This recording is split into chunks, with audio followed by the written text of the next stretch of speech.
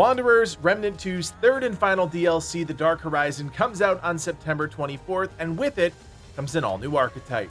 My name is Kodiak, this is Legacy Gaming, and today we're previewing the awe-inspiring Nerudian power of the Warden. Before we dive in, let's get one thing straight. We're dropping this video ahead of the DLC's release, which means we have yet to unlock and play this class. As luck would have it, we have a few more details about the Warden ahead of the Dark Horizons launch, which allowed us to make this video. If you want to know how to unlock the archetype material needed to gain access to the class, well, you'll just have to subscribe and keep it right here, because we'll have that video at launch. With that out of the way, let's take a look at the Warden archetype. Now, all of our information is based on a hands-off preview session we had with the developers, as well as some additional footage that was provided to us by the Gunfire team. And as with any archetype, it's important to first start with the Prime perk. The Warden's Prime perk is dynamic. After 10 seconds of not taking damage, the Warden will generate a shield for a portion of the player's max health over 2 seconds. The Prime perk also increases the base Nerudian energy reserves for the drone and the turret. Yes, you heard me right, there is natural synergy here with the Engineer archetype. In terms of the archetype skills, well, you first have to understand that the Warden is unique, and that it's another companion class. Alongside the Warden is a trusty drone, and depending on the skill you have selected, will dramatically change the drone's functionality. The first skill is the Shield Drone. While energized, the drone will constantly grant shield to the selected ally until they are at 100%, and will also reduce all incoming damage by a small amount.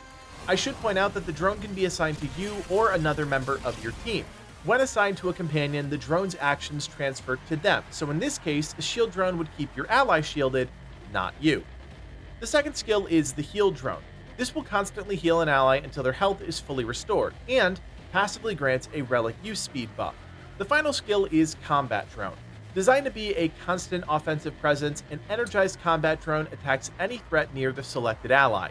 The combat drone also has a solid passive that increases fire rate, gun charge speed, and melee speed.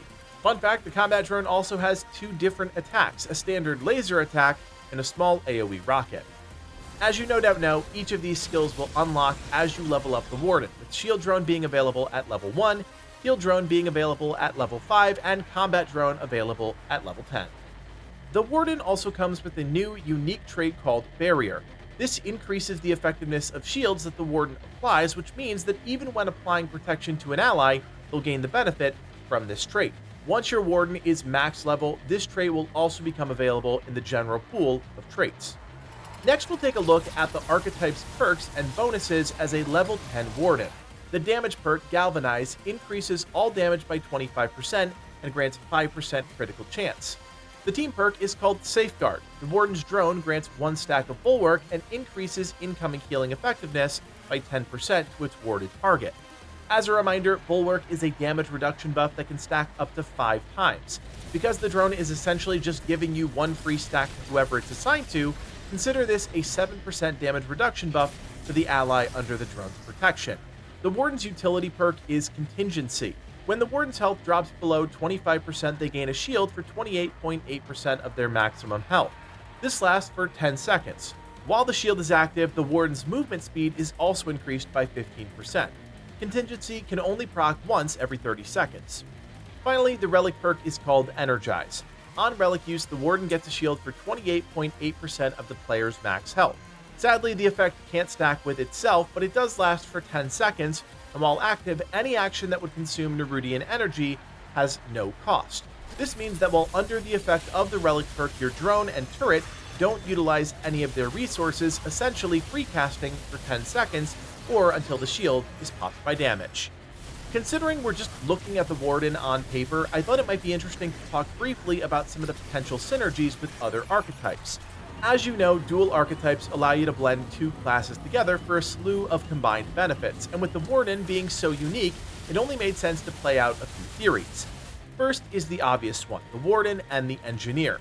One of the biggest synergies is that you could potentially have 2 autonomous sources of extra damage in the form of a drone and the turret. Depending on how much damage the drone actually does, this could make you absolutely unstoppable if you further increase that damage through other items. The Metalworker perk that the Engineer brings to the table would buff the drone's damage output, which I imagine is going to be noticeable. It would require some active coordination, but if you went with the Shield drone, you could also have some great synergy between Safeguard, the Warden's team perk, and Magnetic Field, the Engineer's team perk. Depending on who the drone is actively protecting, that player would be getting 1 guaranteed stack of Bulwark and 15% additional damage reduction if they're around the turret, and that's before any items or traits are taken into consideration. If you're looking to outlast pretty much anything in the game, you might consider the Warden and the Challenger, which I imagine will be quite the combination. Obviously, you've got the shielding prowess of the Warden, and we'll lean into that a bit. But with the Challenger, you can now Wrecking Ball your way into most enemies, dealing increased damage at melee range, while being confident in the fact that you probably won't die, at least on the easier difficulties. Face of Danger, which is the Challenger's Relic perk, grants 2 stacks of Bulwark whenever a relic is used. Combine that with the team perk of the Warden and a drone actively assigned to protect you, and you've got an easy 3 stacks of Bulwark, which equates to 18% damage reduction before you factor in traits and gear. There's a lot more to unpack here with this combination, but I think you get the point. I think another interesting dual archetype is going to be Warden and Medic, and I think the reason for that is the Medic's ability to pair easily with practically any other archetype. I think you can make a strong argument for taking the Medic Prime perk here, which would benefit from the healing drone of the Warden. In combination with both archetypes' relic perks, not only do you have self-sustain, but also serious team healing potential. If you bring a skill like Healing Shield to the table, that also plays nicely into the Warden's natural ability to shield, and whether or not you use the healing drone or the shield drone, you still end up with a strong team utility. I don't see this pairing being the go-to archetype for solo players, but if you enjoy Remnant 2 with a group of friends or some strangers, I think this might have some juice. Leave it to Remnant 2's team to really think outside the box with their archetypes, not only creating something interesting in a vacuum, but also something that has to synergize well to fit with all the other archetypes that have come before. As someone that loves playing a companion class in practically any game, I'm really looking forward to what the drone brings to the table and the flexibility it has to pivot and provide utility to the team in any scenario.